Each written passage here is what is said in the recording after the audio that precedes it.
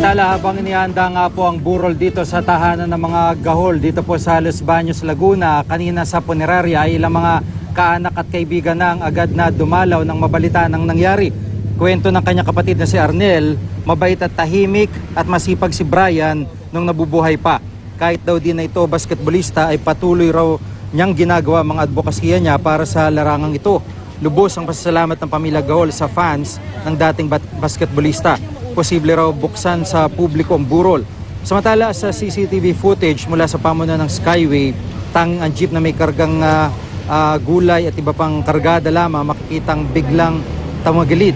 Hindi na nakitang pagtama sa truck at sa van ni Gahol. Pinag-aaralan na raw nila nangyari para malaman kung anong mga pagbabago ang dapat gawin sa Skyway. At sa ngayon ay naniniwala ang pamunuan ng driver ng jeep ang may pananagutan sa naturang aksidente. Sa puntong ito, makakasama po natin si Ginoong Arnel Gahol, kapatid po ni Brian. Magandang hapon po, mga Arnel. Magandang hapon po, Opo, sir. ngayon po ay kararating lang po nung labi ng inyo po kapatid. Kararating lang. Opo. Wala pang halos mga 20 minutos. Opo, kagabi ho ba, saan ho sila papunta nung kanya makasama doon sa van? Bali, papunta rin silang lamay sa Commonwealth eh. Kasi yung namatay na babae na kasama niya, na si Rhea Manalo, namatay yung kapatid ng biyenan. So, hindi pa dapat sila magbabas lang sana sila. Nag-aabang sila tatlo, yung namatay na babae, tapos yung dalawang survivor, nag-aabang na dyan ng bus. Opo. Wala lang silang puro puno lang yung bus. Puro puno lang siya. Kaya hindi sila sakay.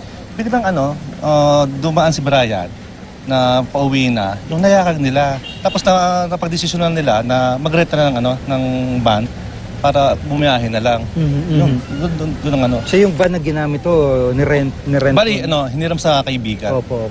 At yun nga ho yung pangyayari. Bago nagpaalam si Brian po kahapon, kagabi, ano po yung... Bali, kasi nung gabi, nung nakain ako, nakita ko si bagong gupit. Tapos nagpaday pa daw eh.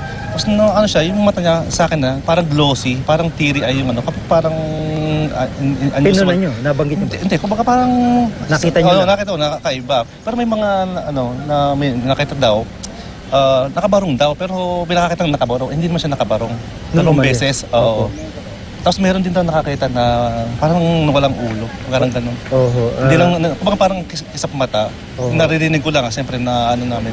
Pero sa akin, yung premonition, parang talagang tiri ay yung mata niya sa akin.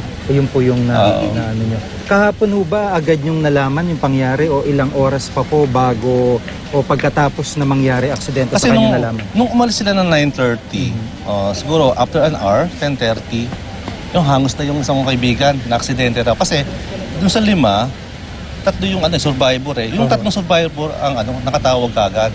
So automatic natawag sa amin. Tapos nalaman namin nung nabangga siya, after 1.5 hour ata na nakuha. Ang balita namin, natakbo raw sa ospital eh, sa Paranaque, hindi ko alam kung ano. Tapos na first aid din pa daw yung kapatid ko, yung babae ata parang DOA na eh. Yun. Pero ang sabi sa akin ng kapatid ko, no heartbeat, no pulse. Kumbaga, nagdidesisyon nga ako. Sabi ko, tingnan mo muna. Kasi hindi pa niya nakakita eh. Tawag lang sa kanya. Tingnan mo muna. Kumbaga, habang di ba, may pwede ba kung may magkakaroon ng chance pa rin. Opo. Pero, nung bandang huli po, doon na napag-desisyon. Oo, nung nakarating doon yung kapatid kong panganay, na nakakita niya, ayun, kumbaga tumawag sa akin, tatag lang, tatag. Kasi ang inaan namin, yung magulang namin, kumbaga siya, mahina talaga siya. Kasi nga po, hinihimatay talaga. Tsaka pagdating nga ho kanina, talagang ang bigat ho nung... Sobra. Di ba ang pinaka, sa magulang, ang pinakamasakit, di ba? Ang ihatid mo ang anak mo sa, ikaw ang, di ba? Ikaw magulang, ikaw ihatid ng anak mo. Di ba? Ikaw magulang. Yung kasabihan. Oo, di ba? Napakasakit Si Brian ho ba may pamilya na? Bali may kasal siya dati, tapos na-annulled siya. Andiyan yung anak niya, isa lang.